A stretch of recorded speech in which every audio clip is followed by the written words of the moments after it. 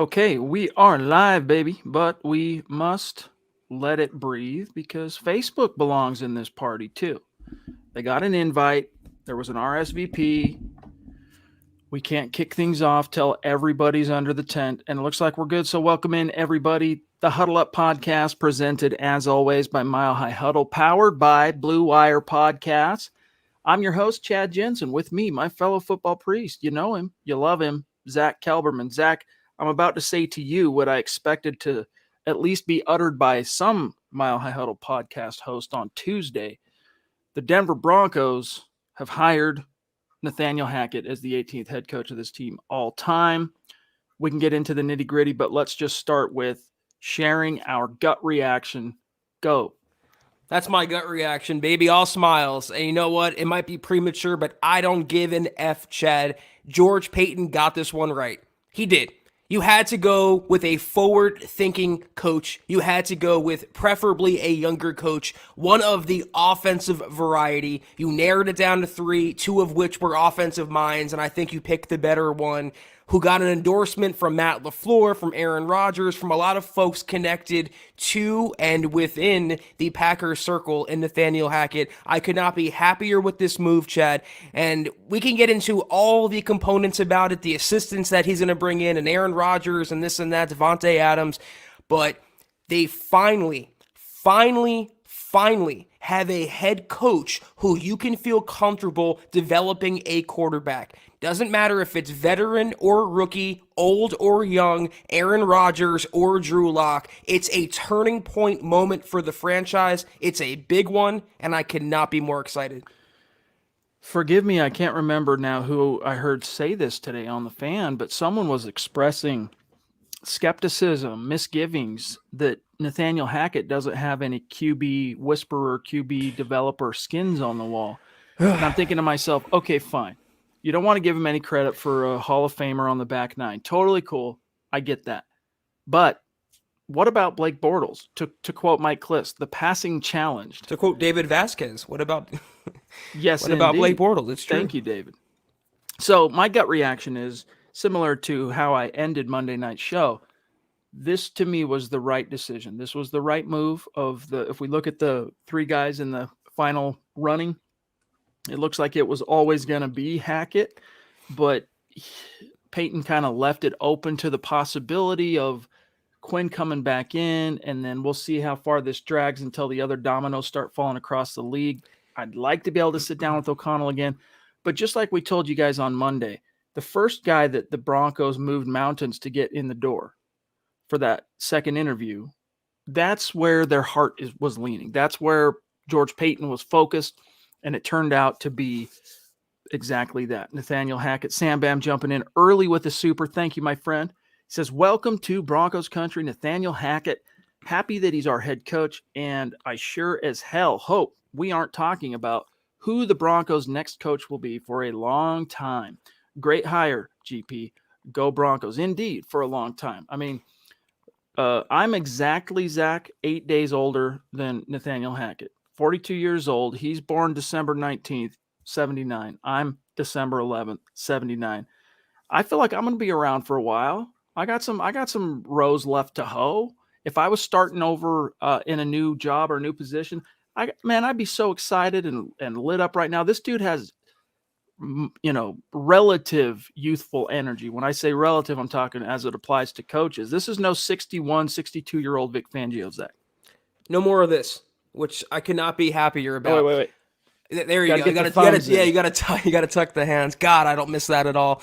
Vic Fangio getting a head coaching interview, by the way, with the Jacksonville Jaguars. What a clown franchise that is. But to your point about Nathaniel Hackett's infectious personality, you mentioned the second interview. It wasn't just a second interview. It wasn't just an ordinary meeting. It lasted almost 9 hours. And I love the reporting today by Mike Kliss, who said that they were planning a large group of Broncos execs, including George Paton, were planning to go to Shanahan's. Right. Instead, because Hackett hit it off so well with George Paton, and Paton loved his sense of humor, his personality, they ended up getting Mexican and margaritas. That's the simpatico you want in your GM and your head coach. And it's amazing, by the way, when George Paton gets to pick his own guy, who he gets to pick, not saddled with Vic Fangio. I could not be more excited, Chad, once again. And I just want to push back real quickly on a lazy take about Nathaniel Hackett. He gets no credit for developing a quarterback. That take is okay, but the take to say Dan Quinn would have been Vic Fangio 2.0, that was taboo in Broncos country. You can't crap on Dan Quinn, but you can. It's like Drew Lock and Teddy Bridgewater all over again. But it became apparent, we talked about it yesterday, when they rushed Hackett into the building for, again, a 9-hour meeting over margaritas and tamales. They didn't even schedule Dan Quinn. He wasn't even on the docket. I read he didn't interview very well, and from what I've read today and everything that's coming out, Hackett blew away George Paton. And I feel like if you blow away George Paton, you're the right man for the job. Makes me wonder what the holdup was, because I also heard that they went to go grab a bite to kind of finish things up on the contract, but they couldn't quite get over the hump on something because obviously he left without a deal. And it went into the wind for a minute for another couple of days. That's why he interviewed with Jacksonville. Just more money. Probably. Tanner, good to see you, big dog. Thank you for the super chat. He says, this is the coach I wanted. Finally, an offensive-minded head coach that can hopefully do something with this talent, no matter who is quarterbacking the team. Hashtag state of being. Hashtag Peyton we trust. Hashtag Broncos for life. And then, hey, next time you go to Los Dos, guys, get yourselves the Coach Hackett special. No lie. They created the Coach Hackett special, 2 tamales and a margarita, because Nathaniel Hackett. I mean, it's pretty legendary if you think about it. Like, this dude can quote Step Brothers. This dude has bona fides. He's exciting. Everyone, I've had multiple colleagues, Zach, from Green Bay in the media business reach out to me today and say, basically, congratulations on getting Nathaniel Hackett. He is spectacular. That was a word that one of the guys used. You guys are going to love him. Can't wait. He's supposed to be introduced tomorrow, Zach. The Broncos finally got a press release out literally minutes before we hit the old go live button. So it is official. And I liked one last thing here. And thank you, Troy. Appreciate you, Troy Morris. I liked that the Broncos Twitter account this morning, tweeted a GIF of Step Brothers that shows the Will Ferrell and John C. Reilly. Did we just become best friends moment? Which it's all very poetic in a weird way. Yeah, you mentioned our cohorts in the Packers media. I'll retweet it, but Matt Schneidman of The Athletic posted a video of Hackett where he talks about, and this is just his personality and such a unique way of thinking and a relatable way of thinking.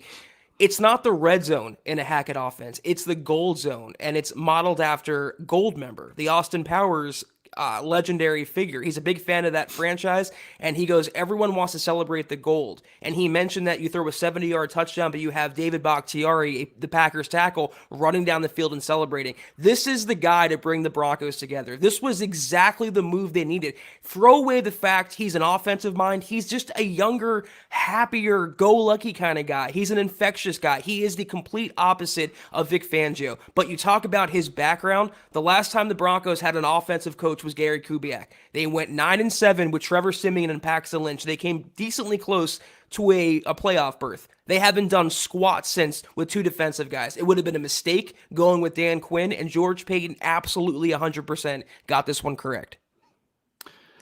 Yes, indeed. He did. As Michaela helps in our celebration here with a very blow our socks off, generous super chat. Thank you. Love you, my friend. The Duchess from the top rope saying, Celebration Day. I think Paton got it right.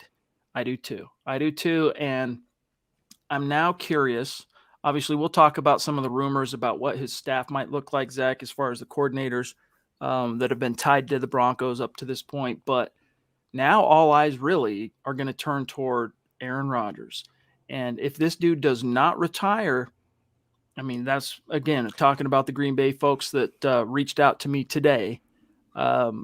One of the conversations I had on that front with them was, yeah, dude, like nothing was mended between Aaron Rodgers and the Packers brass. Nothing was mended when he returned to the fold, and then nothing has been mended since he returned.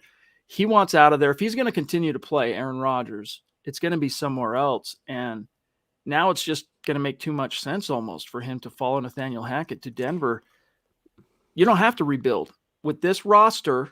If you have your offensive coordinator there calling the shots as the head coach and Aaron Rodgers, you plug him into that, and suddenly the AFC West is it's open for business. Like, it's no longer just pencil in the Kansas City Chiefs as your division champs each and every year. Like, Aaron Rodgers versus Pat Mahomes with this collection of talent, Zach, in Denver could really get some things done. Yeah, what a joke Rex Ryan is, by the way, for saying that if Rodgers came to Denver, he'd be the third best quarterback in the division. This is the guy who had a tattoo of his wife in a Mark Sanchez jersey on his body. The guy is a clown. Can we play, though, Chad, the Nathaniel? I just retweeted it. I want our audience to experience the Hackett vibe, because he is a walking vibe. And the way he breaks down football is so insightful. It's so relatable. Whether you're a casual fan, Bronco fan, hardcore fan, no matter what you are, you will enjoy listening to this guy speak. And if I was a Broncos player, I would run through a wall to play for. All right, here we go. Let me do the share screen. Just wait, minute longer. So. Actually, let me do that again because I'm not sure that I shared sound. Hold on one sec, y'all. Let me do that one last time. I can grab Josh. Okay, here we go. Yeah, so that really loves gold. Yeah, there's this guy. He's a villain. His name is Goldmember. I don't know if anybody's seen the movie. This dude's got a serious face look on his face. And big fan of Austin Powers. Really enjoyed those. And Goldmember is one of those guys that he loves gold. And I think you got to respect somebody that really loves gold. And for us, when you get into inside the 20-yard line, you have a chance to score touchdowns.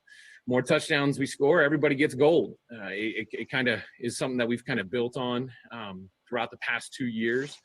I've always looked at the third down. A lot of people call it the money down, but we like to get the gold down there. And it's just kind of evolved into this fun and exciting experience, so that once everybody gets into the gold area, they're thinking about getting the gold. And I mean, the whole idea is to score touchdowns and for those guys to celebrate together. I think that's so important. I mean, it takes all 11 to get down in that end zone. And so one thing that we talk a lot about is celebrating together. And I think that's something that we're always going to coach. We're always going to talk about. We want them to do all the time, because I think it's a powerful statement when, I mean, you can even look at it wasn't in the gold zone, but you can look at that go that we threw to Marquez, and he goes, I think it was like 70 some yards. And the first guy down there was David Bakhtiari. I mean, that's a big dude running that far down the field. And I mean, he does it. He jumps at him. You know, you got guys showing that they love gold. I mean, all that kind of stuff. And I think that brings teams together. And I think that's something that the guys have really bought into, and they've learned to love and appreciate Goldmember and what he believes in. Sounds just like Vic Fangio, doesn't it? I love it. I mean, seriously, this is the kind of thing that this team just needs, man. Like a little levity, a little creativity, a little innovation, a little,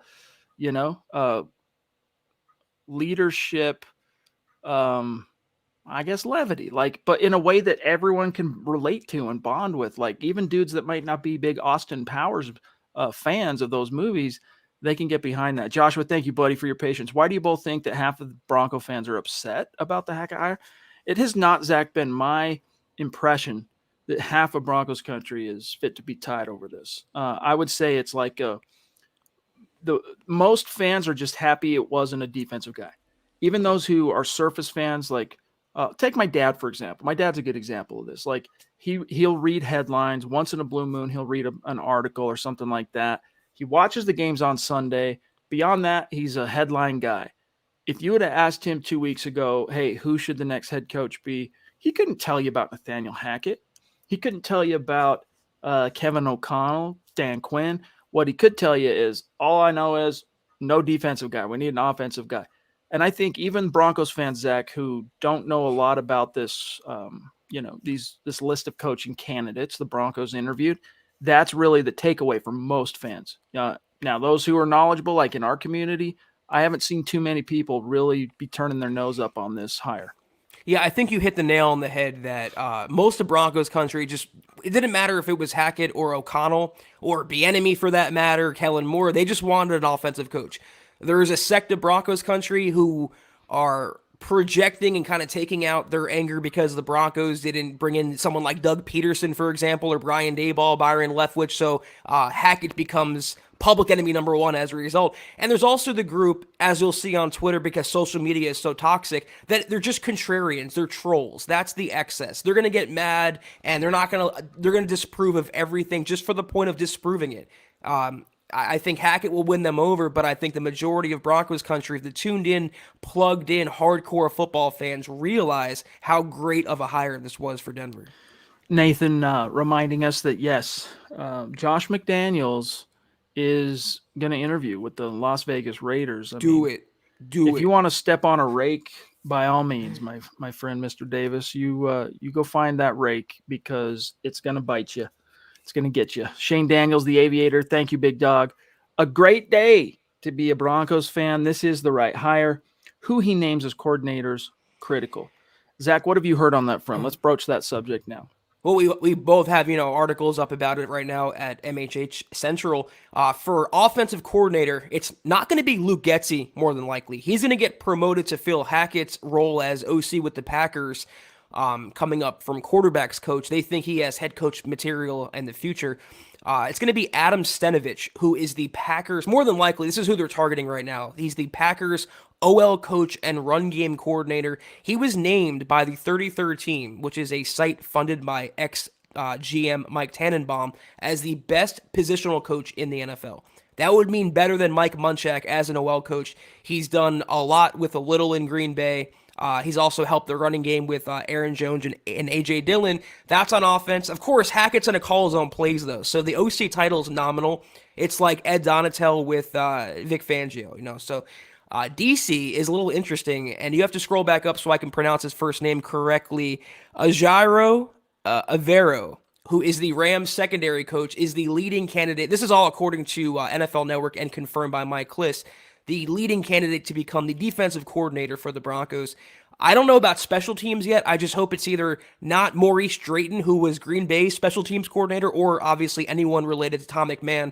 I don't care about that so much. It's interesting to me, though, Chad. The Broncos could have a first-time head coach, a first-time OC, and a first-time DC. In that case, you might want to think about bringing back Mike Munchak in an advisory role. Assistant head coach, you want a veteran sounding board in the building. Even Mike McCarthy in Dallas did that. He had a guy he leaned on. So I could see them doing that, but going with 3 rookie coaches in those spots is a interesting choice. And if that happens, what becomes of Ed Donatel is a question that a lot of fans have. The Broncos have held on to his contract for a reason. I'd be very curious to know what Nathaniel Hackett's view of Ed Donatel is. But real quick, this is Zach's article on Stenavich. He's 38.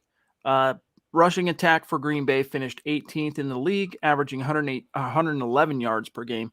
The O-line ranked 21st with 33 sacks allowed. Denver, for contrast's sake, ranked 13th in both categories. And this guy, Stenavich, he's definitely an interesting up-and-comer riser. Like he's a guy that's got some juice. Smith Corona, appreciate you. Just here to celebrate. I'm happy to have at the bare minimum, an infusion of energy and forward thinking with this team. This offseason should be fun.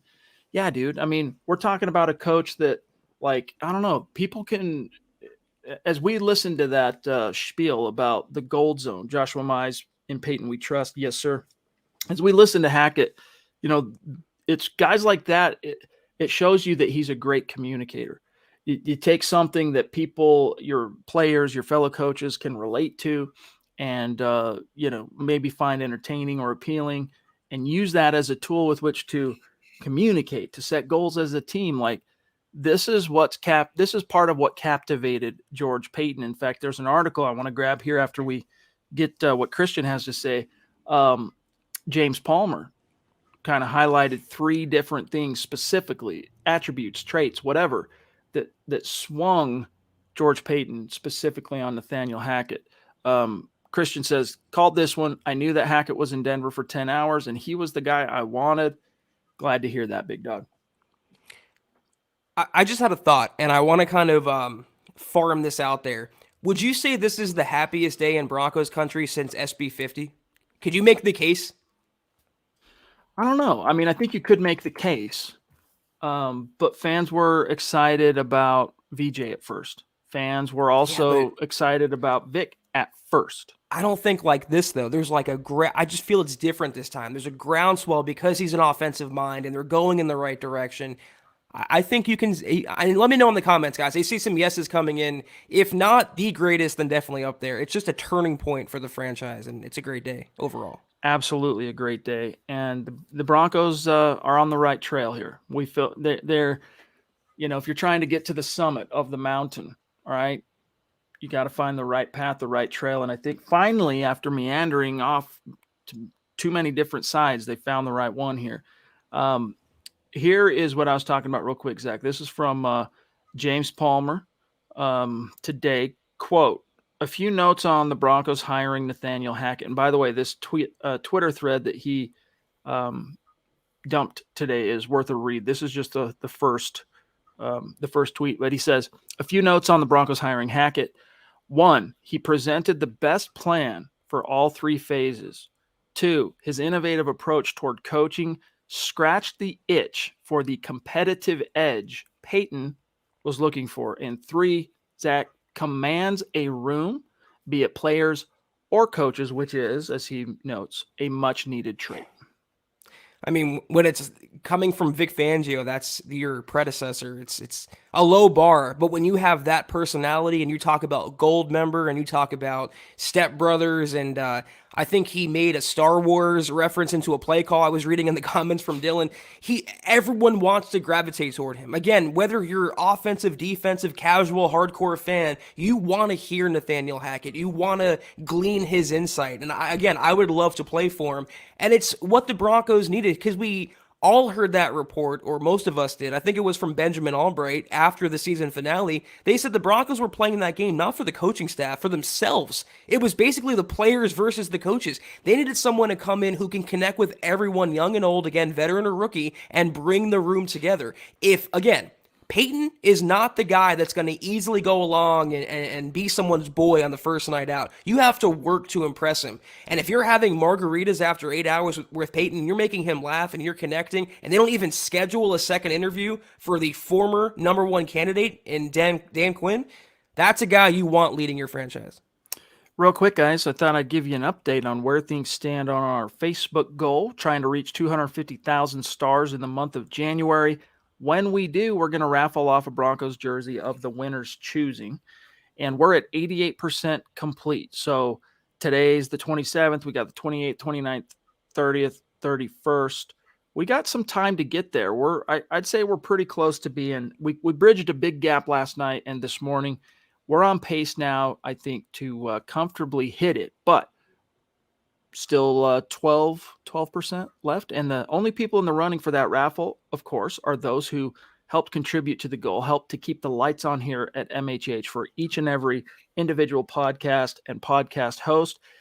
Those with the most tickets in the hat for now, it's Michael Ronquillo, it's Jacob Foster, Rodney Garcia, Miguel Santisteban, Andrew Baker, Doug Raquel, Shane Daniels, Travis Weber, Pete Middleton, and Mark Schrader, with just a few other names outside the top 10. But guys like Kevin Smith, Jermaine, Joshua, Phil, Travis, Tabitha, you're all going to have plenty of tickets in the hat. You're going to have a pretty fair opportunity to win the raffle. Miguel, I have been so pumped today. I don't think I've ever seen Zach this happy. And that's how I feel, I think is what he's saying. Well, they fired Vic. I think, doing cartwheels before the podcast, Chad. But today, again, though, it's more on a serious note. I just think it's premature. It's early. He hasn't played a game yet. He's been the coach for less than a day. But just feeling the momentum and judging by what you see and what you hear and the direction the Broncos want to go, where they can go, putting all that together, the hope is alive again for this organization. You feel like 2022 is going to be the year they get back on that relevancy map. They've been gone from it so long, and I feel like this is the guy that's going to put them back on there, and I feel like others in Broncos country agree. Okay, we got to do some rapid fire and hear how everybody is feeling. The Super Chat superstars are throwing down with authority. Jaden Torres, we'll go through some rapid fires here and kind of get caught up. He says, I really thought we were going to mess this up again with a defensive coordinator. Super excited. Go Broncos. And again, that was another thing, Zach, that, you talk about congruency, right? Things matching. What we know about George Paton up to this point, after seeing the Broncos hire two hot-to-trot defensive-minded guys, neither one of which could get any traction in the AFC West, based on what we knew about George Paton, there was, in my opinion, next to no chance it was going to be a defensive guy, even though I had guys, former players included, telling me, no, dude, it's going to be Dan Quinn. If you have the chance to hire Dan Quinn and you're George Paton, you're not passing up on that opportunity. And yet here we are, Zach. Yeah, but what does it say about Dan Quinn? He went back to the Cowboys. He had all these interviews lined up, all this interest, and maybe he doesn't interview well. Again, maybe he's a better defensive coordinator than he is a head coach. Some guys are. Vic Fangio is, for example, but the writing was on the wall when you narrow down the finalists and two of those guys are offensive guys and one's defense. You get a guy in for 9 hours. You don't schedule the next one. His plane wasn't even taking off. It's like Paton literally would not let Nathaniel Hackett leave and they had to let him go back to Green Bay. So he knew, Paton did, he's staking his own job on this hire. There's no more honeymoon, no more mulligans. You can't blame Elway or Ellis. This was a pure Paton move, and he's tying his Broncos career to Hackett. And I think that's a good wagon to hitch your start to. Ty, good to see you, my friend. Thank you. He says, Rodgers speaks so highly of Hackett, and it makes it sound like he'll go wherever he went to, and I hope he and Adams come to Denver. Yes, indeed. Let's hear what George Paton thinks of Nathaniel Hackett, Zach, and maybe this is something I'll write up later after the show, but here is George Paton's statement on the hiring of Nathaniel Hackett. Quote, Nathaniel Hackett is a dynamic leader and coach whose intelligence, innovation, and charisma impressed us from the very start of this process. In addition to having a brilliant offensive mind, Nathaniel is an outstanding teacher and communicator with a strong vision for all three phases of our team. Getting to know Nathaniel over the last couple of weeks, kind of an underhanded shot, right? That's what we call a subtweet. Yes, indeed. Getting to know Nathaniel over the last couple of weeks, he will bring positive energy and enthusiasm to the entire Denver Broncos organization as our head coach, creating a winning and competitive environment for the players, coaches, and staff, and doing it through personal connections and efficiency is a big part of his plan for the Broncos. Two more. From developing younger players to working with all-time greats as a key part of winning teams, Nathaniel has had tremendous success in the league. He's a student of the game and knows how to put players in position to win. I could not be more excited to partner with Nathaniel and welcome him along with his family, his wife Megan, and children Harrison, London, Breyer, and Everly to the Denver Broncos. Closed quote. Translation, this is why I fired Vic Fangio. These are all the reasons why Fangio is no longer the head coach of the Denver Broncos. He hit on every single point that were Fangio's fatal flaws in Denver. Not developing younger talent, hint quarterback, not having relatability in the locker room, not tending to all sides of the ball. Wow, that was a big as subtweet or subtle shot as you'll ever see from George Paton. And you know what? Considering what we saw on the field the last couple years, 3 years, it's the right move. Jose Perez, thank you, buddy. Why can't we bring Adam Gase as the OC? The man had the best offense in the NFL. He hasn't done well as a head coach, but he could be the solution for Denver's offense. No. Why would you want to rehash that? Listen, he already proved that just no. He's a walking personification of the Peter principle, getting promoted to the level of your own incompetence. And the whole 2013 Bronco offense, I mean, God bless him. He got a couple of great jobs out of it. Zach, that was Peyton Manning, period, end of story. Gase was just there along for the ride. He was there to kind of usher it in. He was more of a steward than he was any kind of brainchild behind that offense.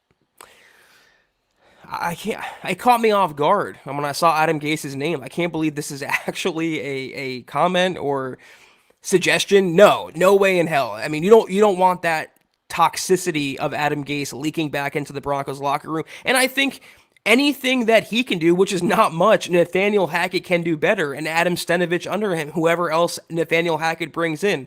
I don't see what Gase can bring the Broncos except losing. Rodney, appreciate the stars, big dog. Michaela, Hackett will be good for the players when times are tough, someone they can relate to. I heard that he used to teach hip-hop dancing in college. Rumors he requested to eat tamales. Legendary. Absolutely legendary. You know, it's funny because Vic Fangio, when the Broncos sat down with George Paton a year ago to consummate the deal to make him the new GM, I can't remember now off the top of my head. Was it Elway's or Shanahan's? It was either Elway's or Shanahan's. Everyone, of course, when you go to a place like that, you eat the dang steak. That's what you get. It's good.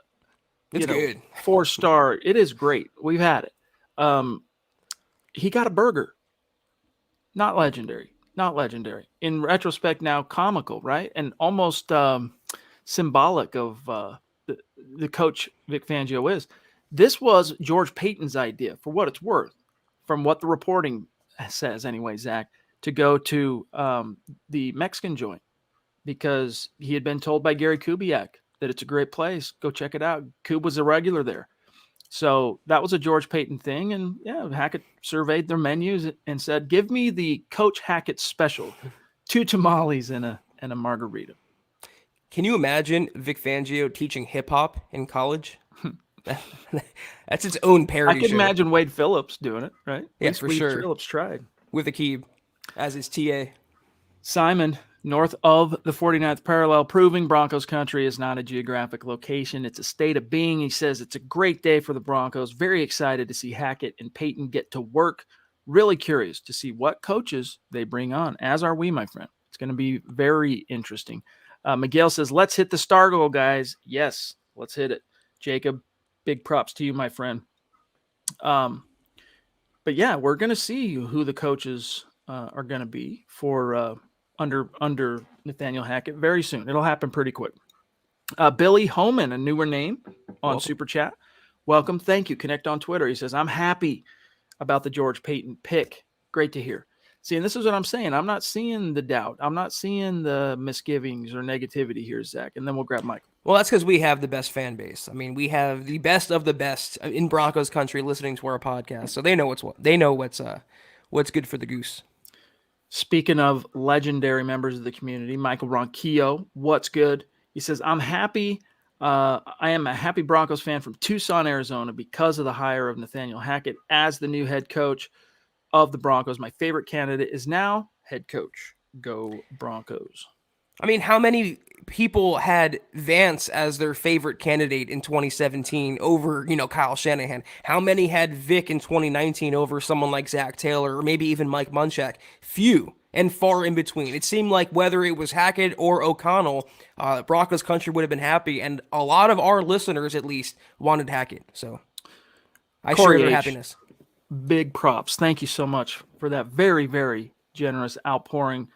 He says, I, for one, think the resume is weak. A handful of games by Bortles is it. Not his offense, doesn't call plays, But we are first in line for A-Rod, and that's good. George Paton is officially on the clock. His team, 100% his coach, 100% his QB coming up. I don't know what you mean by a handful of games, right? Like there's a full body of work from 2015 through 17, I want to say. Pretty sure. I could be wrong. I could be, this is the after effects of the virus. Normally something like that, if I read it one time, it'll stick in the old noggin. Now I have to question myself a little. But either way, each year, Bortles showed marked improvement each year. So, and no, Hackett was not the play caller in Green Bay, but ask Aaron Rodgers how influential Nathaniel Hackett was on that offense. And if you can't take it from Aaron, I don't think that you can be swayed on it. Corey, love you though. Thanks, buddy. My response to these kind of comments about Hackett's lack of play calling experience, what's your preferred candidate, Corey? Because except if you wanted Kellen Moore, none of the candidates call their own plays on the offensive side. So they were all assistants. They were all involved in the game planning and the inner workings of the offense. But again, unless you wanted someone like Moore, then you were always going to have to settle for the number 2 the number 2 offensive assistant behind the real play caller or the head coach. And I feel like unless you wanted Dan Quinn, then you're always going to be dissatisfied with that choice. I get the reservation on he wasn't a play caller front, but then you have to continue following it down its logical conclusion. Matt LaFleur didn't call plays in L.A. under Sean McVay, has had a lot of success as a play caller in Green Bay. McVay at one time didn't call plays. Yes. So Zach Taylor, right, having a lot of success. Wasn't the play caller from the job that he came from, right? To get the head coaching gig. Sebastian, another newer name. Welcome. Thank you, Big Dog. He says, do you guys really believe Paton hired him because he really feels he's the best option, or because it'll help bring A-Rod? Well, it depends on who you believe on this front. I don't think necessarily Hackett was the number one hire and the number one target because they thought it would get him closer to A-Rod. Was it part of the entire picture? Of course, we can't be naive that it didn't play some kind of a role. But if Aaron Rodgers had retired, let's say at the end of the game against the Niners, stands up at the podium and says, I'm out, I'm retiring, goodbye, and he leaves, I would still bet every dollar in my bank account it would have been Nathaniel Hackett as your head coach still.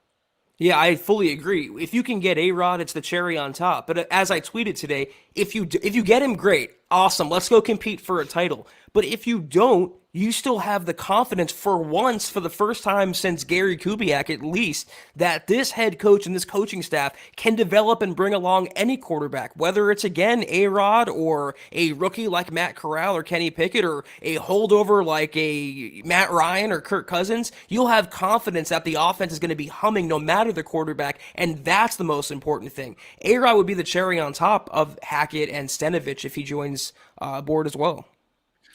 Yes, indeed. Andrew says, woohoo, let's get this thing going. So ready for Hackett's energy and hopefully a creative, fresh offensive game plan. And then Ashish says, I hope he's not Brock Olivo of head coaches. Looks happy and contagious energy, but when it came to actually deliver on the field, sucked big time. Yeah, but Brock Olivo, I mean, dude, Hackett has real bona fides. He's a 20-year coaching veteran with 13 seasons of NFL experience, okay? He's been an offensive coordinator in 8 of the last 9 years at the NFL level. So that should ameliorate some of those concerns. Sebastian, again, I still hope they draft a quarterback to develop one. Zach?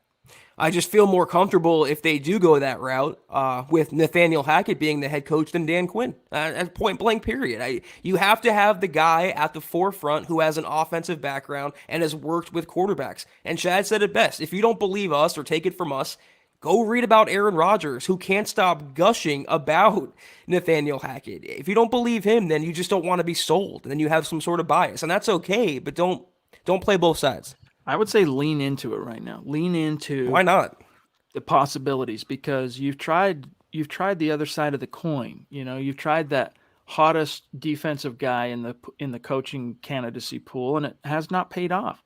Naj, good to see you, my friend. Mount Rushmore superstar saying, hey, brothers, I really like the hire and appreciate the time and thoughtfulness Paton put into this process. I've read great things about Hackett and am mostly excited about having a player-first, relatable, positive leader. Exactly. And as George Paton laid out in his statement that I just read a few minutes ago, positive energy and enthusiasm to the entire Broncos organization. That's who Hackett reminds me of. Naj. We met him at the tailgate. Kidding, dude. Bundle of energy. Bro, that's a very apt comparison. Now, our exposure to Naj was finite and ended too soon. But yes, I see that. Ryan jumping in, another newer name. Newer. Thank God Paton hired Hackett, says Ryan. Let's get A-Rod now. He needs new scenery. Just didn't seem to be having fun playing in GB this year. I concur with that. He just didn't seem to be excited. Yet, he had this really good team around him and a great coaching staff, and just wasn't happy, man. This guy needs a change of scenery if he decides to continue playing, and I think he will. I think he's gonna pick up stakes and move somewhere else. I mean, honestly, I think Rodgers does not like Matt LaFleur. I don't think he likes playing for him. I don't think he thinks he's the coach to lead him to a Super Bowl. But he could love playing for Nathaniel Hackett, and that's the feather you have in your cap now. That's the ace you have in your deck, is having his beloved coach playing or coaching for you now on your payroll. It could lead to the acquisition of Aaron Rodgers. I mean, just the thought of it is tantalizing. Phil McLaughlin, what's up? He says, it's a great day to be a Broncos fan. Hackett, I'd like to see Getsy, the quarterback's coach in Green Bay, come along. I'm super excited to finally see 12-5 more than possible. Love it, dude. Yeah, it sounds like they're gonna that Hackett's gonna bring one of his guys from Green Bay, but it's not gonna be Getsy. It's gonna be the other guy, the run game coordinator. I just forgot his name. Adam Stenovich. Yeah. Thank you. GLP, another home run for George Paton. Yes, sir. Guy's batting like 800 right now. Mike Reno, awesome to see the Hackett hire. Let's hope he can polish Locke, whether he is the starter or the backup. Locke deserves some integrity from a coaching staff. Agreed. And that's another thing that, Vic Fangio, in a very self-serving way, and I understand it. Like, if I put myself in his shoes, look, I can't worry about the next 10 years of the Denver Broncos. I have to worry about what's in front of me, and I don't know that I'm going to be the coach of this team for even, 2022. I got to, in order to make that a possibility, I got to strike while this iron's hot. And he didn't feel like Drew Lock could get him there. He just didn't want to go through the ups and the downs. And we know how that played out. It's a coaching not to lose philosophy. And every single dadgum time, what happens? They lose. And then we'll grab Nathan. Did you happen to see, Chad, what John Mara, the owner of the Giants, said about Daniel Jones after bringing in the new GM, Joe Shane? No. He basically admitted that the last coaching staff, Joe Judge, failed him. And it was just like the ultimate admission that they failed their quarterback, and they owned up to every component of that. I got tagged by like 20 people on Twitter when those statements came out, because you wish Locke could have gotten the same support from his coaches who didn't outwardly despise him. So I give Mayer a lot of credit for that. Always going to wonder what would have been for even Vic if he doesn't fire Rich Scangarello after year one.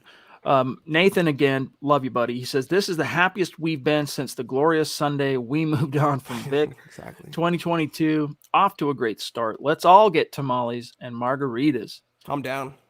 Albert, appreciate you, my friend. Albert submitted a T-shirt idea, sent me an email, and I passed it on to our guy that, does that for us with one suggestion, and I'll keep you in suspense for now, Albert, but we'll see. I'll show it to you when it comes out in the wash. All right. Appreciate you. Give our best to Michelle. Okay. We are at 42 minutes, and I know we got a lot of people that are lined up waiting patiently, like Travis Weber says, tickled with the hiring of Hackett. Anything said if any coaches will be kept or a whole new staff? We don't know yet. We'll start. And in fact, Zach, I would, unless news of a hire comes between now and when he gets introduced tomorrow, I would hazard to guess that if I'm Nathaniel Hackett and that question gets served to me tomorrow, which it will, I'm going to say, you know what? Just got here. I'm getting to know all the coaches on staff. Don't have an answer for you on that yet. Next question. Not like that exactly, but that's probably what we're going to hear. And then it'll come out in the wash over a week, 2-week period as he goes about. A few guys that I think we could be relatively confident are sticking around. Mike Munchak. No one's firing Mike Munchak. Bill Collar, no one's firing him. Zach Azzani, doubt that they look for a different coach to coach the receivers. Michael Udeman. Reggie Herring, I'd be surprised if you went a different direction at linebackers coach than Reggie Herring, who has some serious bona fides and one of the few coaches left over, along with Bill Collar from the Super Bowl 50 staff. Who else am I missing? Modkins, yes. Christian Parker, secondary coach. Ed Donatel. Yeah. Even if you go out and hire a different defensive coordinator, I'm finding a way to keep Donatel around as a secondary coach, because that's his forte, is secondary. And with CP, with Christian Parker, maybe find a way to kind of, I don't know. The Broncos did this more than once, Zach, where they had a secondary coach and an assistant secondary coach. Yeah. Something like that. We'll see. Gerald jumping in. Love this hire. Wish all Broncos country, team, staff, coaches, good health, great offseason, and an exciting 2022 season. Let's get that Lombardi. Amen, big dog. I want to make one point. A lot of teams are doing that now. Like you mentioned, splitting up the secondary duties. Some teams have like a safeties coach and a cornerbacks coach. And the Evero candidate, the Los Angeles Rams secondary coach, he was the Rams safeties coach before he got promoted. One more point about Munchak. I made it earlier. I can see him coming back if they want some veteran sounding board to lean on. Have a veteran coach on the staff. Bring back Munchak. But as OL coach, if you bring in Stenovich, do you need Mike Munchak? And the thing is, with Hackett and Stenovich, they run a lot of West Coast concepts. That's not Mike Munchak. So it could be differing systems. And I don't think it's not a slam dunk he returns. Richard Anthony, thank you for that super chat, my friend. Very nice. Connect on Twitter. Okay, I'm just going to scroll down a little and see what we've got here in the old chat. Like C-Reg 631. What's up, fellas? Thank you for the super chat, by the way. Hope all is well. Mark coaching off the list. Let's frickin' go. Going to be an exciting year for sure. We can finally have fun watching the Broncos again. I think you're right. I think you're right. And you know what? The type of guy that Hackett is, like we've said, or I'll speak for myself, like I've said for a couple weeks now, I don't think the Broncos necessarily are going into 2022 with Drew Lock as plan A, even though as it stands today, he's the most likely guy to be under center week 1 for your Denver Broncos. But Zach, I can see personality-wise, Nathaniel Hackett and Drew Lock getting off on the right foot out of the gates. A lot of tamales to be had. But for now, Chad, I got the billboard ready. Make the Broncos gold again. There you go. There you go. I love it. Okay. Mike Reno, appreciate you, my friend. He says, love the facts surrounding your answers to Bronco Country's questions. You the man. You're a prince. Kevin G, head coach, check. But what about the defense? Who's the best defensive coordinator available? They like Evero. I like Ed Donatel. Again, it's like you look around the league and see what the flavor of the moment is defensively. It's the Vic Fangio scheme. Because, Wade Phillips, for example, his scheme is phenomenal, but you got to have like the perfect collection of talent to fully implement it with effectiveness, confidence, and the Rams found out pretty quick that, they had a good chunk of that necessary talent the first year he was there, but all it takes is one of those guys. I mean, you got to have excellent man cover corners. You got to have really smart heads up safeties, and you got to have edge rushers, man, that can get after it. You got to have defensive linemen that can one gap and penetrate, and all those moving pieces in one. It's hard to get it all together like that. With Fangio, one of the best things about his scheme is, it can cover some of those imperfections on a roster personnel wise. Like you can scheme around things. So Ed Donatel to me makes a lot of sense, but I would understand too if it's like, hey, look, I want my own guy. He went to UC Davis with Evero. They played college football together. So sometimes it's more about who you know. Exactly. A lot of times it is. And I wonder if the Broncos asked Kevin O'Connell about Evero, considering they both work for the Rams. A couple other names I could throw out, even though it seems like the Broncos want to go for Evero right now. Mike Zimmer is out there. Don Martindale, Wink, is out there. They could reunite on an off chance that happens. I like Donatel as well, Chad. And also Gerard Mayo, who they interviewed, and he's not getting a head coaching job as far as I know, and that would be a promotion. So a couple names to keep in mind, but Evero is definitely the candidate to watch right now. Another newer name jumping in on Super Chat, Jamil Thorne. Thank you, Jamil. Connect on Twitter, my friend. Welcome. Little known fact that Hackett was a long snapper in college. Excited to see what he does with our special teams unit besides transforming our offense. Very interesting. Thank you for that. I wasn't aware of that. Appreciate that, Jamil. It literally cannot get worse, though. I mean, they were 32nd in like 2 or 3 categories. So the more help, the better on the Broncos coaching staff on that side of the ball. I'm scrolling down here on the old resume let's see. So shows here in the Bronco press release they sent us. A 4-year letterman at UC Davis, Hackett played linebacker and served as the team's long snapper from 99 to 02. Hackett was part of teams that finished with a combined 41-9 record while reaching the playoffs in all 4 of his collegiate seasons. And then, of course, his father, Paul Hackett, coached 42 years at the collegiate and pro levels, most recently serving as the QB's coach for the Oakland Raiders from 09 through 10.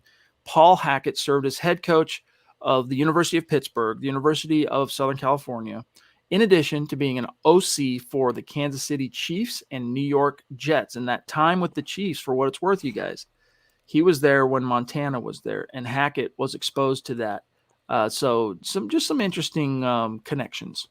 Yeah, and that's why the comment comparing Hackett to Olivo is very off base. Olivo was almost like a parody. He was like satire. His personality was that off the wall, and he had nothing to back it up with. He was a soundbite to be a soundbite. Hackett is a proven coach who has NFL pedigrees in his blood, and I think there's no comparison between him and Brock Olivo at all. Mark Rich jumping in. Did you guys catch Stephen A's rant about us choosing Hackett over? Could not care less about Stephen A. Smith. And I don't want to drag down this conversation based on the political angle with which he criticized the Broncos' decision. Yes. Could not care less. Listen, I understand that that's what people are pointing to as Bieniemy continues to swing and miss at head coaching opportunities. And maybe there's some truth to it. I don't know. I don't have the answers to that. But the Broncos went with the guy they thought was the best for the job. All right, period. Roy Fletch, welcome. Is it safe to say he picked Hackett because it's what fans want and that it will bring fans to games? I can say Paton listens to fans, and this is what we wanted, a younger, offensive-minded head coach, best GM for me at the moment. Okay. Zach, your thoughts? Well, it did cross my mind when all the leaks came out about Paton preferring Dan Quinn. He was like doing market research among Broncos country as to how they would handle his hiring. And then once he saw the pushback, he didn't even schedule a second interview with Dan Quinn. He went immediately to Hackett and then O'Connell. It just happened where the best candidate for the job is the right guy for the job, is also the guy the fans want. So it was a golden triangle, and very much unlike Vic or Vance before him. I don't think Peyton's trying to placate the fan base, but it's a nice bonus when you can do that and also getting the right guy at the same time. Brian Bell, amen, by the way. Another newer name, welcome, thank you. What's up, Broncos Nation? That's all right, whatever. Would you guys like to see Mike Zimmer or Wade Phillips as DC? The Wade Phillips thing, I don't think that's got any legs, but Mike Zimmer, I've always been a fan of Mike Zimmer, so I'd love to see it. And you got to assume Hackett is quite familiar with Zimmer after going against him twice a year for the last 3 years. And then, of course, there's the George Paton ties to Zimmer, but that's not a name we've actually heard floated via any reports up to this point. Pure speculation as, hey, here's a guy out there. And by the way, look at all these connections to George Paton. I'd like to see it, but and Mark Johnson, what's up, big dog? Great hire for head coach, big time stars as well. Appreciate you, bro. Hope you're doing well. Thanks, Mark. Mike Zimmer, though, I would love it. I really would. I like Mike Zimmer as a defense coordinator, and his miles and miles of Red Man chewing tobacco that he so cherishes. I remember that, Zach, from the Cincinnati Bengals Hard Knocks season. That dude's office, like one corner of the entire office was just boxes of Red Man. That's how much this dude chews Red Man. Yeah, I've been a Zimmer fan as well. I think he got a lot of undeserved hate in Minnesota because that team was racked by injuries. The thing about Evero and Stenovich even is that they have to request permission to interview them. And for Evero, he's still in the playoffs, and the Rams are in the NFC title game, so nothing can really happen until next week anyway. But for right now, I haven't heard about Zimmer or Wade Phillips or really any veteran defensive coordinator, but stay tuned. Ray Soto, most Rodgers move is to go to a team that'll give him all the help he needs and prove all the haters wrong as he wins a couple Super Bowls in Denver. Yeah, I mean, if you are a quarterback on the back nine and you want the fairy tale ending, only one team has delivered it for two different quarterbacks with this same demographics, resume wise, and that's the Denver Broncos. Tom Brady could have done it in Tampa. He could have gone out on top, but he chose to come back one more year. And then we'll see what happens. But, I mean, perfect landing spot for Aaron Rodgers. There's so many ways that we could sit here and list why the Broncos make the most sense for Aaron Rodgers. I think for him, Zach, it comes down to, does he want to continue to play? If his answer to that is yes, I think you'll see some mountains get moved. Doesn't guarantee he's going to come here, but the Broncos are definitely going to be in on that if he puts out the feelers that, yeah, I'm coming back. I almost feel like for Aaron at this point, it's three options. It's retire, come back to Green Bay, or follow Hackett to Denver. I don't really see him going anywhere else with this collection of talent, not just Hackett's presence, but also the collection of talent they have on offense, even without Devontae Adams. That's the best situation he can walk into. His fiance's from, I'm not going to mess up the city again, it's from Colorado somewhere. So Boulder. There's definite ties there. I just would start a little smaller. You're talking about winning multiple Super Bowls. How about a playoff appearance? And we'll go from there. I'd be happy with that to start out. Matt, thank you, my friend, for the stars and the props. He says you guys were on the Hackett train from the start. This Bronco fan in New Jersey is on board. Yeah, we liked him. When you looked at the 10 names that were listed, the only thing I ever questioned up to this point about Paton, really, I even understood why he was talking to the defensive guys, because he's going to be comprehensive. That's how he rolls. Why didn't you interview Brian Daboll? I'm always going to wonder that. But at the end of the day, it's all good. You got Nathaniel Hackett. So, cry me a river. I think they knew that Daboll either had no interest in coming to the Broncos or he was going to take another job, whether it's Jacksonville, Miami, the Giants. I mean, he can go anywhere right now. I am very much happy with Hackett. I'm not going to be a hypocrite. I said, you get me any younger, offensive-minded guy, I'd be happy. But when you look at the traits he brings to the table, not just football acumen, just his personality, the intangibles, the it factor, he is head above shoulders, I think, for all the candidates. All right, guys, that's going to do it for tonight. Thank you to each and every one of you. Appreciate you. Love you.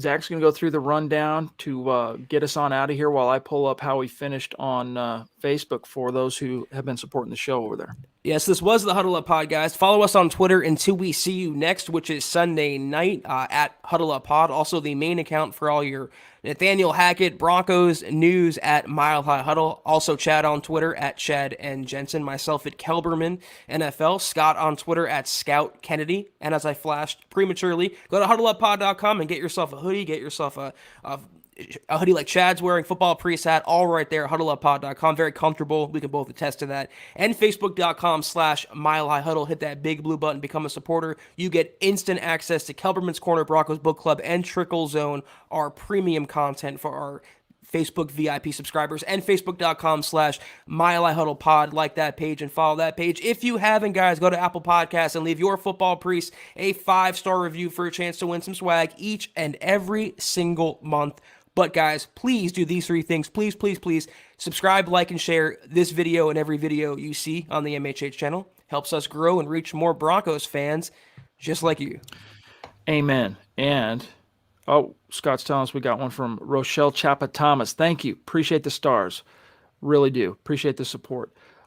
Big support. And Jacob, love it, dude. You the man. Let's take a look at how Jacob finished tonight. Number 1 on the board for this Thursday, January 27th, followed by Rodney Garcia, Joshua Mize, Michael Ronquillo, Mark Johnson throwing down, Andrew Baker, Matt Plessing, Mike Reno, Miguel Santisteban, Troy Morris, Phil McLaughlin, Travis Weber, Shane Daniels, Albert Knoppers, Gary Leach Palmer, Ty Wachunas.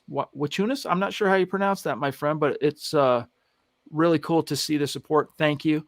And our Super Chat superstars, Sam Bam, Michaela, Tanner, Smith Corona, Christian, Jaden, Jose, Simon, Billy, Sebastian, Naj, Ryan, Gerald, Corey H., Richard, C. Reg, Kevin G., Jamil, Mark Rich, Roy Fletch, Brian Bell, and Ray Soto.